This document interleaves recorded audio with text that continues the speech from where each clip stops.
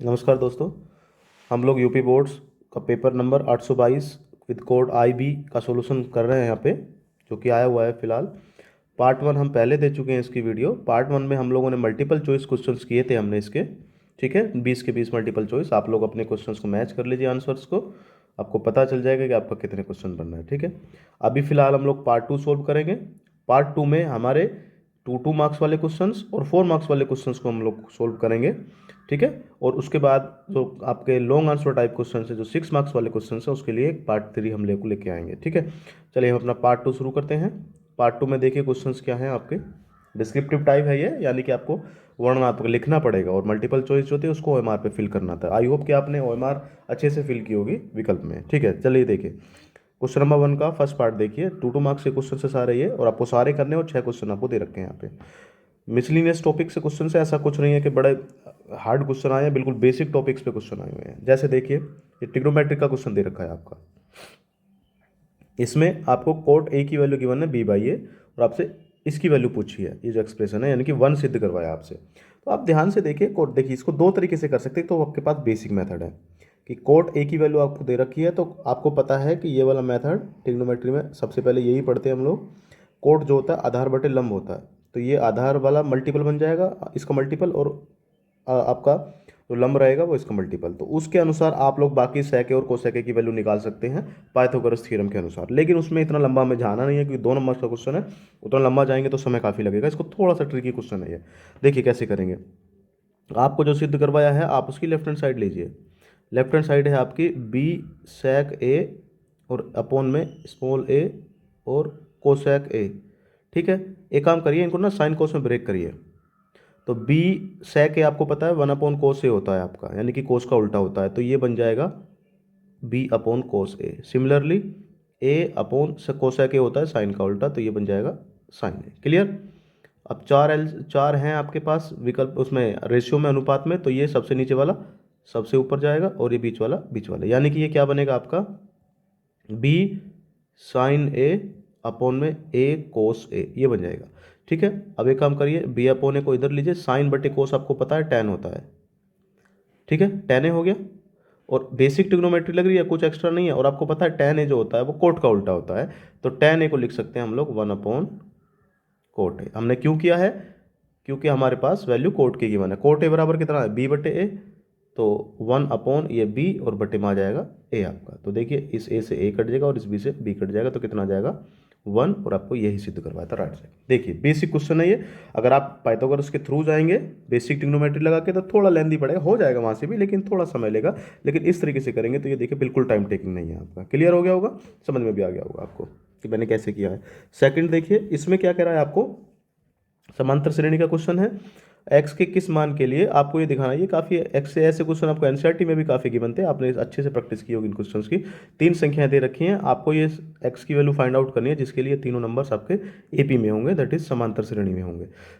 समांतर श्रेणी का फॉर्मूला आपको पता होगा, ये ऐसी श्रेणी जिसके 2 क्रमांगत पदों के बीच का अंतर हमेशा समान रहता है। यानी कि अगर A1 A2 और A3 3 नंबर्स हैं समांतर श्रेणी में, आपको अगर दे रखे हैं, तो इसकी कंडीशन ये है कि आप सेकंड वाले में से फर्स्ट घटाइए और थर्ड वाले में से सेकंड घटाइए, हमेशा बराबर आएंगे।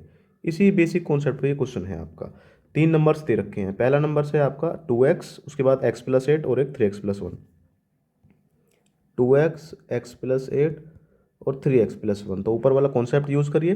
तीनों नंबर समांतर श्रेणी में तब होंगे जब इस सेकंड माइनस फर्स्ट बराबर थर्ड माइनस सेकंड। तो यानी कि x+8 माइनस का 2x बराबर 3x+1, माइनस x+8 माइनस करेंगे तो दिख रहा होगा दोनों माइनस हो जाएंगे ये। ठीक है, चलिए सोल्व कर दीजिए। x माइनस 2x, तो ये माइनस x बच गया और प्लस में 8 बच गया। यहाँ पे 3x माइनस x 2x बच गया, +1 माइनस का 8, तो ये माइनस का 7 हो गया। x की वैल्यू फाइंड आउट करनी है, तो x वाले टर्म्स को एक तरफ लीजिए। माइनस x को इधर ले जाएंगे तो प्लस का x हो जाएगा, और ये इधर जाके 3x बन जाएगा, और -7 इधर आके प्लस का हो जाएगा। तो 8 + 7 बराबर 15 बच गया। तो x बराबर कितना आ गया आपका 15/3, मतलब कितना आ गया आपका सिमिलरली 5 आ गया। सिंपल x की वैल्यू 5 आ गई, और यही आपसे पूछी थी कि किस मान के लिए ये होगा। ठीक है, 5 मान वैल्यू आ गई। अब ये देखिए नेक्स्ट वाला क्वेश्चन आपका, अपरिमेय संख्या सिद्ध करनी है। बिल्कुल बेसिक था, और हमने जो भी सोल्व किए हुए हैं प्रीवियस जो प्रैक्टिस पेपर सोल्व किए थे हमने 2 या 3 जिसकी वीडियोस आपको मिली थी, उसमें इसको मैंने स्पष्ट तरीके से इसको समझाया हुआ था कि आपको अगर केवल इसी तरीके से गिवन है केवल अंडर रूट 3, तो आप वो प्रॉपर लेंदी वाला मेथड लगाएंगे। लेकिन अब ये 2 मार्क्स में है और आपको केवल 2√3 दिखाना है, और प्रॉपरली मैंने स्टेटमेंट भी लिखवाया था कि अगर आप किसी भी परिमेय संख्या की किसी अपरिमेय संख्या के साथ मल्टीप्लाई करोगे तो वो हमेशा अपरिमेय बनेगी, लेकिन आपको सिद्ध करना है ये। आपको ये यहाँ पता है कि जो अंडर रूट 3 है ना वो अपरिमेय है, उसी की मदद से आपको सिद्ध करना है कि 2√3 भी अपरिमेय होगी। वही कंट्रडिक्शन मेथड लगाएंगे। मतलब क्या करेंगे, हम मान के चलेंगे कि जो हमारी 2√3 है वो अपरिमेय नहीं है।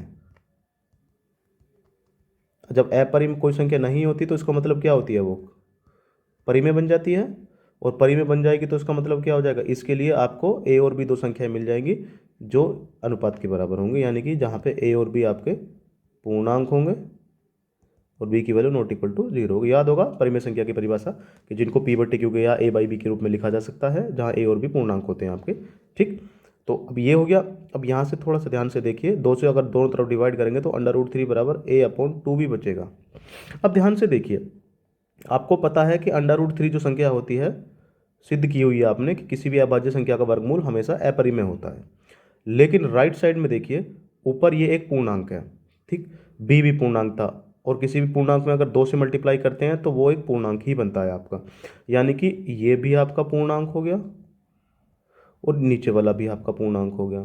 अब ध्यान से परिमेय संख्या की परिभाषा देखिए कि ऊपर पूर्णांक नीचे पूर्णांक और नीचे वाला 0 के बराबर नहीं है, तो इसका मतलब ये जो राइट वाली साइड है ये कैसे नंबर बन गया आपका, ये कैसा रहेगा, परिमेय। लेकिन लेफ्ट वाला नंबर कैसा हो गया, अपरिमेय। अब आपको पता है कि या तो नंबर परिमेय होगा या फिर नंबर अपरिमेय होगा, दोनों नहीं हो सकते। लेकिन दोनों कैसे दिखा रखे हैं एक दूसरे के बराबर, तो इसका मतलब यहाँ दिक्कत होगी ना, मतलब हमारा कुछ ना कुछ गड़बड़ है यहाँ पे कि कभी भी अपरिमेय संख्या परिमेय के बराबर हो ही नहीं सकती है। ठीक है, या तो संख्या अपरिमेय होगी या फिर परिमेय। इसका मतलब हम जो क्या हमारा क्या गड़बड़ हो गई, हम ये मान के चले थे ऊपर कि ये अपरिमेय नहीं है आपकी, तो इस अगर हम ये मान के चलेंगे तो नीचे हमें दिक्कत मिल रही है। तो इसका मतलब क्या है कि जो हमारा जो स्टेटमेंट था वो गलत हो जाएगा, यानी कि 2√3 आपकी कैसी बन जाएगी, अपरिमेय बन जाएगी। बस हो गया सिद्ध, यही सिद्ध करना था आपको। ठीक है, अंडर रूट 3 के अपरिमेय यूज़ करना है और इसको अपरिमेय दिखा देना। 2 नंबर में दे रखा, 4 अगर नंबर में अगर 4 मार्क्स में अगर ये देता तो आपको पहले अंडर रूट 3 को अपरिमेय दिखाना पड़ता, उसके बाद फिर तब आप ये वाला कॉन्सेप्ट यूज़ करते। क्लियर हो गया होगा, कोई बड़ी दिक्कत नहीं है इसमें भी। नेक्स्ट वाला देखिए, आपका एक आयतन पे आयतन और आपका संपूर्ण पृष्ठ पे और वक्र पृष्ठ पे क्वेश्चन दे रखा है। ये क्वेश्चन में देखो, सबसे पहले फिगर देखिए क्या दे रखी है, 3D फिगर है, घन दे रखा है आपको। घन का आयतन दे रखा है 729 घन सेंटीमीटर।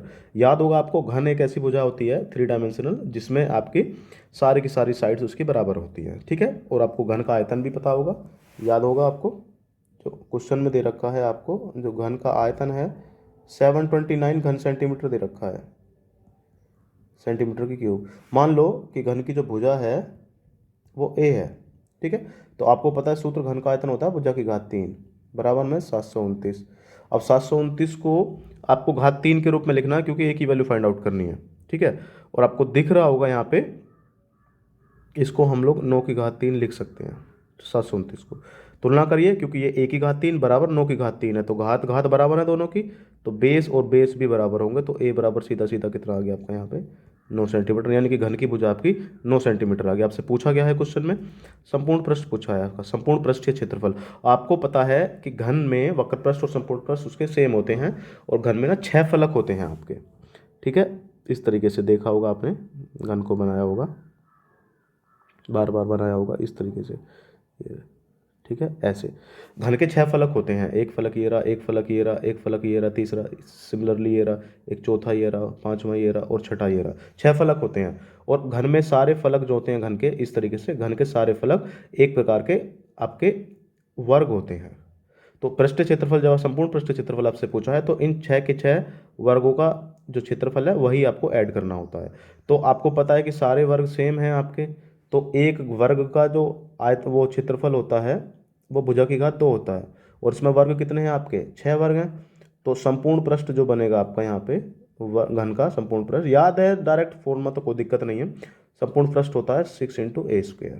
ठीक है, तो 6 × a की वैल्यू 9 है, 9 का स्क्वायर हो जाएगा, तो 6 × 9 का स्क्वायर 81 हो गया। और उसके बाद जब आप हम लोग यहाँ मल्टीप्लाई करेंगे तो कितना हो जाएगा, सेंटीमीटर की घात 2, ये आपसे क्वेश्चन पूछा, देख लीजिए। ठीक है, बेसिक कॉन्सेप्ट था ये। ओके, नेक्स्ट में देखिए, नेक्स्ट में आपको कोऑर्डिनेट ज्योमेट्री का क्वेश्चन दे रखा, निर्देशांक ज्यामिति का। आपको ये बताना है कि ये वाला बिंदु, ये दो बिंदु हैं, इसको मिलाने वाले रेखाखंड को 1:2 के अनुपात में अंतः विभाजित करने वाले बिंदु के निर्देशांक। आप देखिए ये सीधा सीधा सूत्र पर डिपेंड है क्वेश्चन। निर्देशांक ज्यामिति में दो ही सूत्र हैं आपके। पहला सूत्र है आपको दो बिंदुओं के बीच की दूरी निकालना, और दूसरा सूत्र है आपको कि दो बिंदुओं को मिलाने वाली रेखा को किसी एक दिए गए अनुपात में विभाजित करने वाले, अंतः विभाजित करने वाले विभाजन बिंदु के निर्देशांक। याद होगा आपको विभाजन बिंदु के निर्देशांक का सूत्र। विभाजन बिंदु के निर्देशांक का सूत्र क्या था आपका, कि मान के चलो कि अगर x1 y1 ये है पॉइंट है, और दूसरा पॉइंट आपका ये x2 y2 है। ठीक है, तो इसको कोई भी एक बिंदु इस तरीके से मान के चलिए, यहाँ P है, इसको एक दिए गए अनुपात में डिवाइड कर रहा है, मान के चलिए ये आपका M हो गया और ये अनुपात N हो गया। तो यहाँ पे विभाजन बिंदु, ये इसके P के निर्देशांकों को ही विभाजन बिंदु बोलते हैं। तो सूत्र आपको पता है विभाजन बिंदु का, x बराबर होता है आपका M x2 plus NX1 upon में M प्लस N, और y वाले में केवल y कोऑर्डिनेट आ जाते हैं, My2 प्लस NY1 अपॉन में M प्लस N। ठीक है, ऐसा भी हो सकता है कि आपने शायद M1 M2 में पढ़ा हो, तो उससे कोई फर्क नहीं है। तो ये यहाँ पे M1 आ जाएगा और यहाँ पे M2 आ जाएगा, यहाँ पे M1 आ जाएगा और यहाँ पे M2, उससे कोई दिक्कत नहीं है। ठीक है, सूत्र आपको पता है। तो ये वाला पॉइंट आपका x1, ये वाला y1, ये वाला पॉइंट x2, ये वाला पॉइंट y2 बन गया आपका, और ये वाला M1 बन गया और ये वाला M2 बन गया। तो आप वैल्यू निकाल दीजिए दोनों की। आई होप कि आप इसमें कोई बड़ी दिक्कत हुई नहीं होगी। चलिए मैं यही निकाल दे रहा हूँ।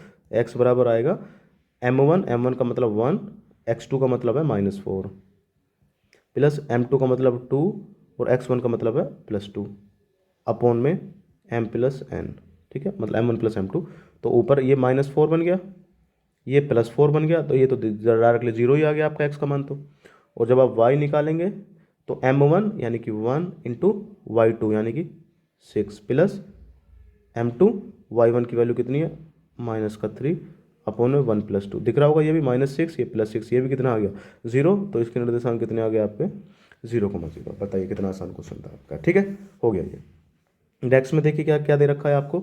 नेक्स्ट में आपको सांख्यिकी का क्वेश्चन दे रखा है, और सांख्यिकी के क्वेश्चन में आपसे सीधा सीधा माध्य पूछा है, और आपको दिख भी रहा होगा कि वर्ग अंतराल वाला केस दे रखा है, कंटिन्यूस आपको सतत डेटा गिवन है, और आपसे पूछा है कि इसका माध्य क्या होगा। माध्य निकालने की विधियां आपने पढ़ी थी, प्रत्यक्ष विधि पढ़ी थी, उसके बाद एज्यूम्ड मीन मेथड पढ़ा था, कल्पित माध्य विधि पढ़ी थी, और तीसरी स्टेप डेविएशन मेथड भी पढ़ा था आपने। ठीक है, पग विचलन विधि भी पढ़ी थी। तो आपको जिस मेथड से मन करे उस मेथड से कर दीजिए इस क्वेश्चन को। ठीक है, क्योंकि दिख रहा होगा ये इस तरीके से टेबल बनाएंगे हम लोग यहाँ पे वर्ग अंतराल वाले केस में। ये तो आपने शायद कर लिया होगा, इसमें कोई बड़ी दिक्कत नहीं होगी।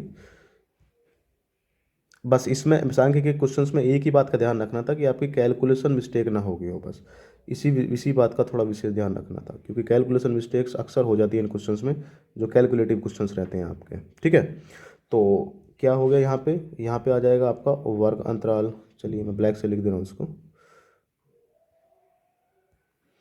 वर्ग अंतराल। ठीक है, और आपको पता है एक्स आई गिवन होते नहीं है इसमें, तो मध्यमान को ही एक्स आई माना जाता है, एक्स आई। ठीक है, यहाँ पे ये आ जाएगा मध्यमान आपका। उसके बाद आपको आवर्ती, आवर्ती का मतलब वही होता है रिपीटेशन, यानी कि बारंबारता ही मान लीजिए इसको आवर्ती, यानी कि ये एफ आई की वैल्यू गिवन है आपको। ठीक है, देखिए वर्ग अंतराल 0 से 10 दे रखा है आपको, उसके बाद 10 से 20, ज़्यादा बड़ा नहीं है क्वेश्चन ये, और कैलकुलेशन भी ज़्यादा बड़ी नहीं है, 20 से 30, 30 से 40, और 40 से सिंपल 50। और मध्यमान देखिए 0 और 10 का मध्यमान दोनों को जोड़ के आधा कर दीजिए, दिख रहा होगा डायरेक्टली 5 आएगा। और 10-10 का गैप आ रहा है, तो मध्यमान में भी 10-10 का गैप आता चला जाएगा आपका 25, ये आपका 35, और ये आपका 45। आवर्ती में ये आपको 8 गिवन है, इसकी बारंबारता आपको 12, यहाँ पे 10, यहाँ पे 11, और यहाँ पे 9। आप चाहो तो इसको प्रत्यक्ष विधि से कर सकते हैं, लेकिन चूंकि कैलकुलेशन थोड़ी सी बड़ी आ जाएगी प्रत्यक्ष विधि से करने में, तो हम इसको कल्पित माध्य विधि या पग विचलन विधि से करेंगे, जो आपका मन करे। आपने जिससे किया होगा उससे कर लेना, कोई ऐसी दिक्कत नहीं थी। ठीक है, यहाँ पे सिग्मा एफ आई आ जाएगा, और यहाँ पे मैं इसको कर रहा हूँ पग विचलन विधि से, क्योंकि यहाँ पे देखिए जब आप ए मानेंगे, कल्पित माध्य जब मानेंगे, पता है आपको एक्स आई में मध्य लगभग बीच की वैल्यू माननी पड़ती है आपको। ये जो 25 है ये आपका ए आ जाएगा यहाँ पे। ठीक है। तो उसके बाद यू आई निकालूंगा मैं, तो वो बनेगा एक्स आई माइनस का ए और अपॉन में एच, चूँकि आपको दिख रहा है एच यहाँ पे 10 है, जो भी इनके बीच का इक्वल वर्ग अंतराल है। तो निकालिए यहाँ पे, पहला वाले का निकला है 5 माइनस का 25, इसको निकाल कर दिखा दे रहा हूँ, 5 माइनस का 25 बटे 10। तो आपको 5 में से जब 25 जाएंगे तो आपका -20 बचेगा, तो अपॉन 2 करेंगे तो ये -2 आ गया। सिमिलरली आपका ये -1 आ जाएगा, सिमिलरली ये 0 आ जाएगा, ये प्लस का 1 आ जाएगा और प्लस का 2 आ जाएगा। और उसके बाद आपको याद होगा कि हम एफ आई यू आई निकालते हैं। तो ये माइनस का 16 आ गया, यहाँ पे माइनस का 12 आ गया, यहाँ पे ये 0 ही आ जाएगा, यहाँ पे प्लस का 11 आ गया और यहाँ पे प्लस का 18 आ गया। उसके बाद आपको सिग्मा एफ आई यू आई निकालना है, ठीक है। निकालिए, ये माइनस का 28 हो गए दोनों, और ये प्लस के आपके 29 हो गए, तो आपको दिख रहा होगा एफ आई यू आई की वैल्यू प्लस का बना गई है। तो सूत्र लगा दीजिए मध्य निकालने का, एक्स बार बराबर सूत्र क्या होता है मध्य निकालने का आपका पग विचलन विधि में, A plus H sigma F I U I बटे में सिग्मा एफ आई, ठीक है। निकाल दीजिए, ए की वैल्यू 25 थी आपकी, प्लस एफ आई यू आई की वैल्यू 1 है, सिग्मा एफ आई आप इनको जोड़ लीजिए, तो ये बैठेगा आपका 20 और 30 और 11 41 और 9 50, तो ये आपका 50 आ गया, और इनटू में एच की वैल्यू 10 है, तो इससे ये कैंसिल आउट हो गया।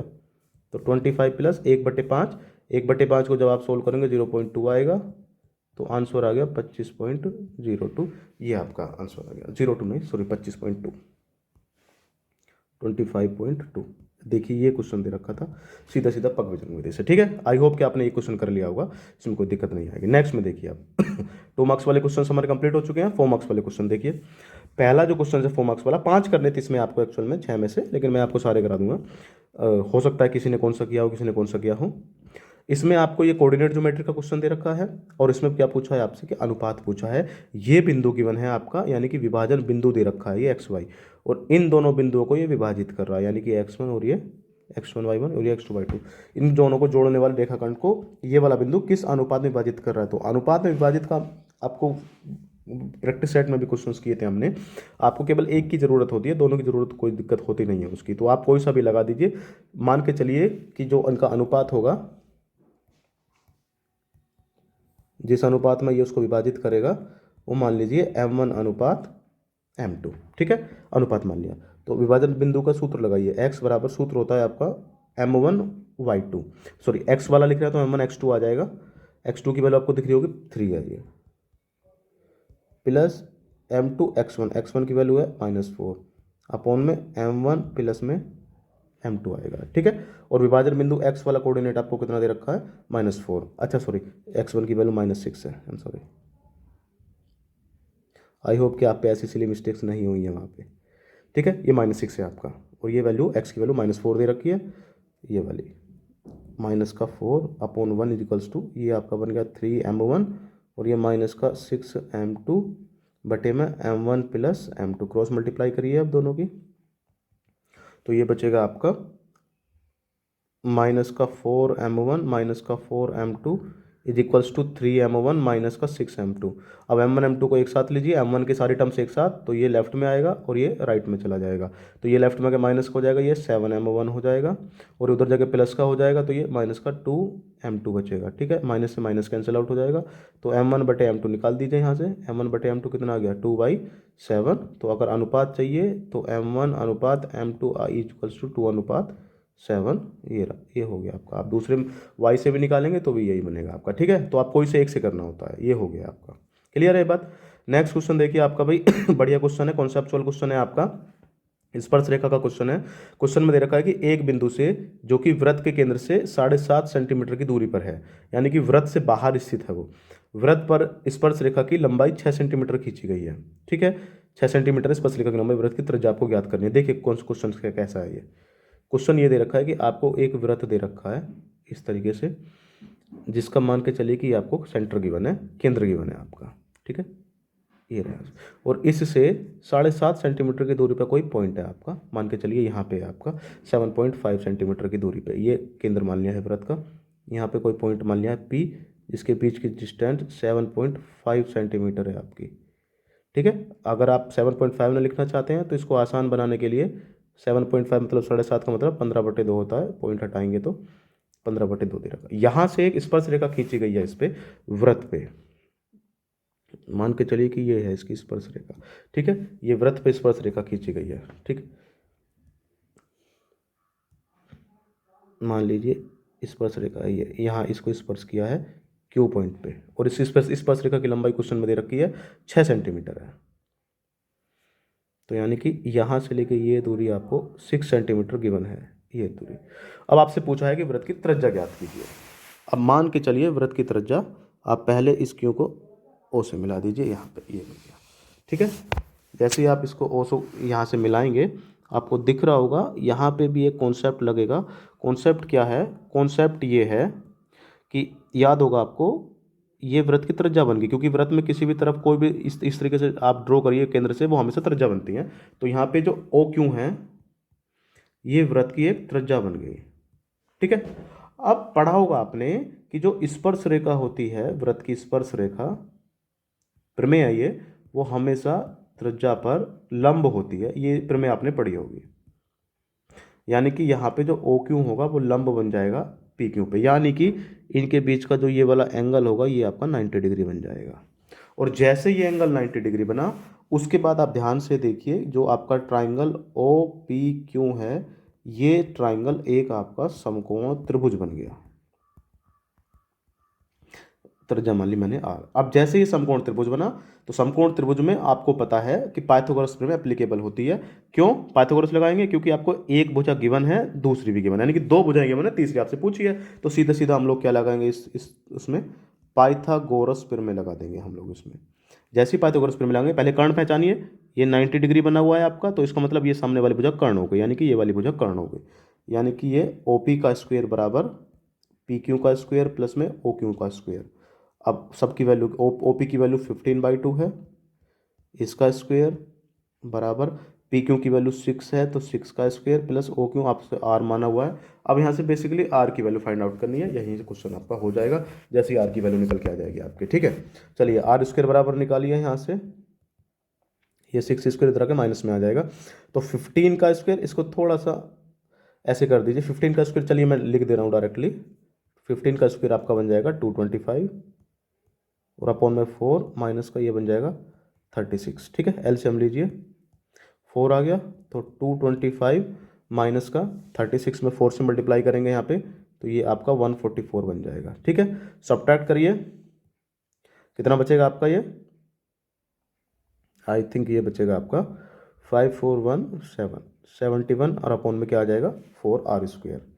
तो r बराबर क्या हो जाएगा आपका √71 का कोई वर्गमूल नहीं होता है, तो √71/2 सेंटीमीटर, ये आपका आंसर हो जाएगा। बस देख लीजिए, ये क्वेश्चन है, कॉन्सेप्चुअल क्वेश्चन है कि वृत्त की स्पर्श रेखा त्रिज्या पर लंब होती है। हो गया ये क्वेश्चन आपका, ठीक है।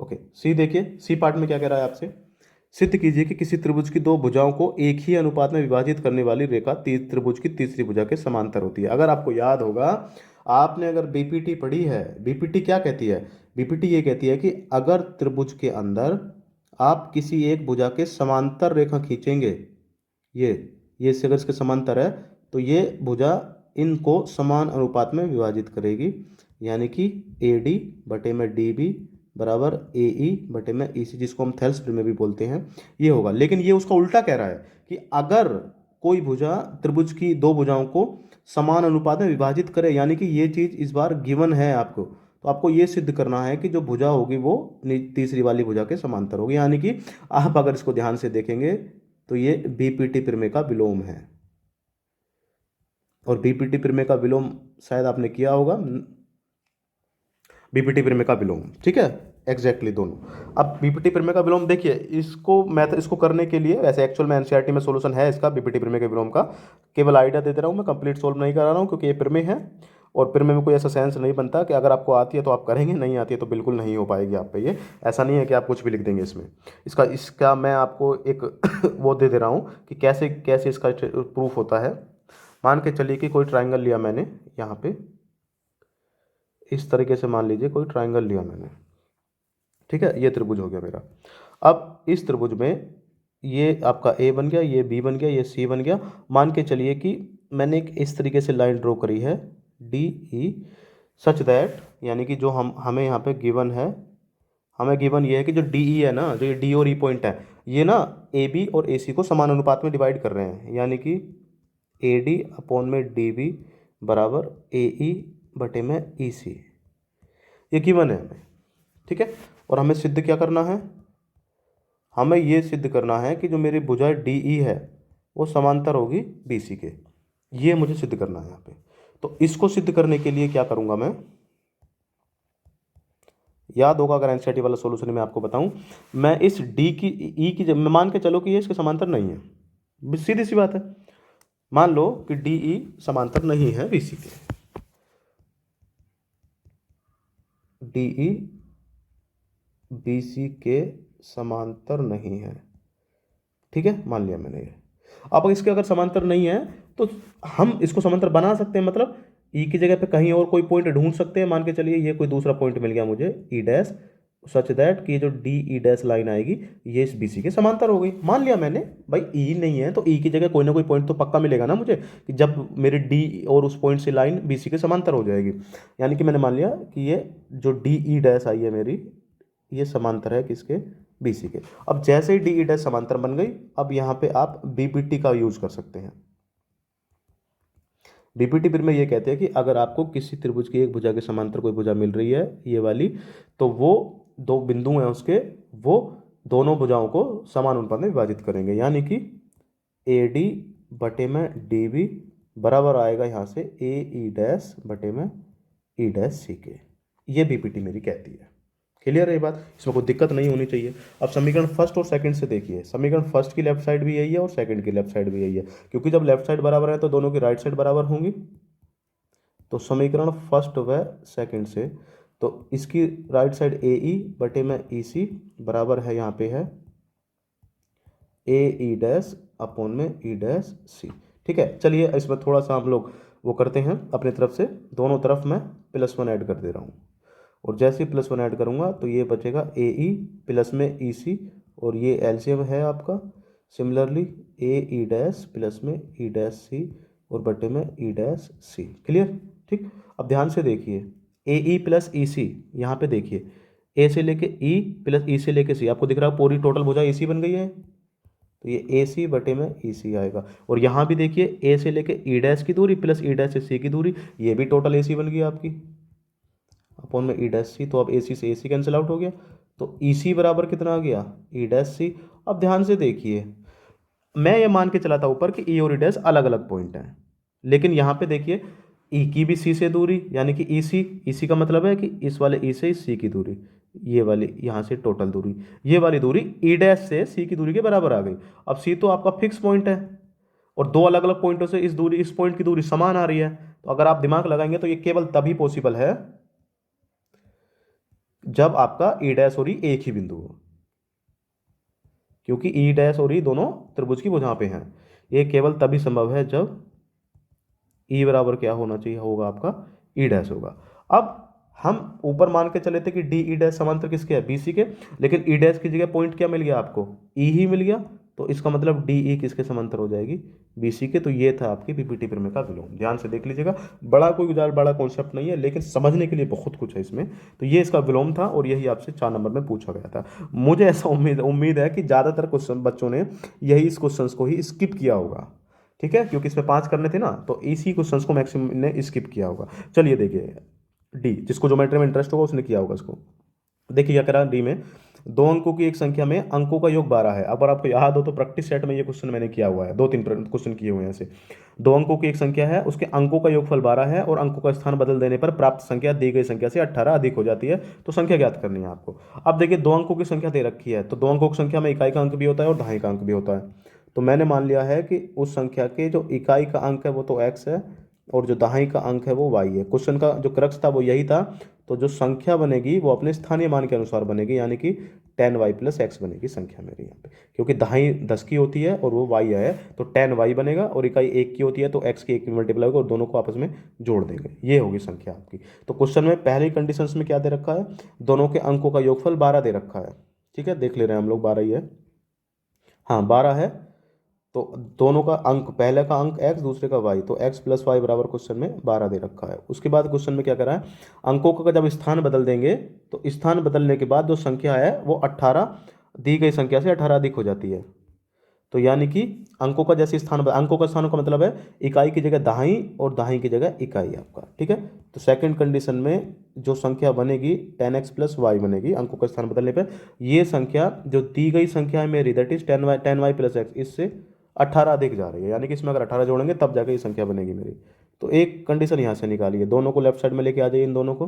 तो ये 9x और ये माइनस का 9y बचेगा बराबर में 18, 9 से डिवाइड करिए दोनों तरफ। तो x माइनस का y बराबर कितना बचेगा, 2। समीकरण फर्स्ट ईयर है एक्स वाई में, समीकरण सेकंड ईयर, दोनों को सोल्व करिए। रेखिक समीकरण है और आपको डायरेक्टली दिख रहा होगा y दोनों के गुणांक बराबर है और इसका y का दोनों में चिन्ह जो है आपका वो डिफरेंट है आपका। तो ऐड करेंगे तो ये कैंसिल आउट हो जाएंगे, x प्लस एक्स 2x बराबर 12 और 2 14। तो x बराबर कितना आ गया आपका, सीधा सीधा 7 आ गया। अब सीधे सीधे x की वैल्यू उठा के आप लोग इसमें रख दीजिए यहाँ पे। तो यानी कि 7 प्लस वाई बराबर 12, तो y बराबर कितना आ गया, 12 माइनस 7 बराबर 5। तो x बराबर 7 और y बराबर 5 आ गया। यहाँ लिख दो संख्या क्या बनेगी आपकी, 10 इंटू वाई की वैल्यू 5 है, x की वैल्यू 7 है। तो 50 प्लस 7 बराबर संख्या कितनी आ गई आपकी, 57। ये रही, आप ध्यान से देखिए 57 संख्या है। अगर इनके अंकों का स्थान बदलेंगे तो ये 7 यहाँ और यहाँ, तो अंक संख्या बनेगी 75, जो कि इससे 18 ज़्यादा है। यही है इसका वेरिफिकेशन। ठीक, चलिए नेक्स्ट में देखिए, नेक्स्ट में क्या दे रखा है। अब देखिए 4 नंबर में सीधा सीधा आपको द्विघात समीकरण के गुणनखंड मूल ज्ञात करने हैं आपको इसके, यानी कि इसके गुणनखंड करने के लिए दे दिए हैं आपको। कोई इतना आसान क्वेश्चन बताइए, 4 नंबर में दे रखा है आपको, ये कैसे करेंगे। बस इसमें केवल अंडर रूट दे रखा है, तो इसको गुणनखंड विधि से ही सोल्व कर लेंगे हम। 8√3 की जब अंडर रूट 3 मल्टीप्लाई करेंगे तो ये बनेगा 8 अंडर रूट 3 की जब आप √3 मल्टीप्लाई करेंगे तो 8 √3 की √3 3 यानी कि 24। तो 24 के ऐसे फैक्टर जिनको जोड़ने के बाद 11 आए, आपको पता है 8 और 3 हो गए सीधा सीधा। तो ये आपका अंडर रूट 3 x² माइनस का 8x और माइनस का 3x प्लस में 8 अंडर रूट 3 बराबर में ये दोनों फैक्टर्स बन जाएंगे आपके। तो अब इन दोनों में केवल और केवल x आएगा एलसीएम, मतलब कॉमन जो आएगा। तो √3x माइनस का 8 और यहाँ पे माइनस का, क्योंकि √3 है यहाँ पे तो √3 रखना है, तो यहाँ पे अंडर रूट 3 कॉमन लेना पड़ेगा। 3 में से जब अंडर रूट 3 जाएगा तो केवल अंडर रूट 3 और x बाहर जाएगा। ये यहाँ पे प्लस था लेकिन बाहर माइनस कॉमन ले लिया तो अंदर माइनस बचेगा और अंडर रूट 3 बाहर आ गया है। अब under root 3x minus 8 common आ गया और अंदर x माइनस अंडर रूट 3 बराबर 0। तो यहाँ से देखिए एक तो x बराबर 8/अंडर रूट 3 आ गया और यहाँ से एक x बराबर कितना आ गया, अंडर रूट 3। ये दो हैं। अब बताइए 4 नंबर में दे रखा है ये क्वेश्चन आपका। ठीक, अब इतने आज कभी कभी ऐसी लॉटरी लग जाती है आपकी। ओके, लास्ट वाला देखिए, माध्यिका ज्ञात करनी है आपको। फिर से देखिए, आपको वर्ग अंतराल वाला केस है और इसमें माध्यिका पूछी है आपसे। तो माध्यिका निकालने के लिए वर्ग अंतराल वाले केस में आपको पता होगा कि वर्ग अंतराल वाले केस में माध्यिका निकालने का एक परफेक्ट सूत्र होता है, माध्यिका वर्ग वगैरह काउंट करके, ठीक है, संचयी बारंबारता का यूज करके। तो अगर हम इस क्वेश्चन को करने लगे तो देखिए कैसे करेंगे इस क्वेश्चन को। ठीक है, थोड़ा सा क्विक कर दे रहा हूँ मैं उसको। मेथड आपको पता ही है कि सबसे पहले हम लोग जो भी वर्ग अंतराल है वो लिखते हैं, उसके बाद बारंबारता लिखते हैं और उसके बाद फिर हमें उसकी संचयी बारंबारता निकालनी होती है ना। और संचयी बारंबारता निकालने के बाद हमें माध्यिका वर्ग ढूंढना पड़ता है। जैसे ही हमें माध्यिका वर्ग मिल जाएगा उसके बाद माध्यिका वर्ग के बाद तो एक सिंपल सूत्र होता है हमारा माध्यिका निकालने का। ठीक है, ओके, देखिए कैसे करेंगे इसको। ये वर्ग अंतराल, यहाँ पे माध्यिका और यहाँ पे संचयी मतलब बारंबारता और संचयी बारंबारता। ठीक है, ये इस तरीके से मान के चलिए यहाँ नीचे तक आ जाएगा ये। ठीक,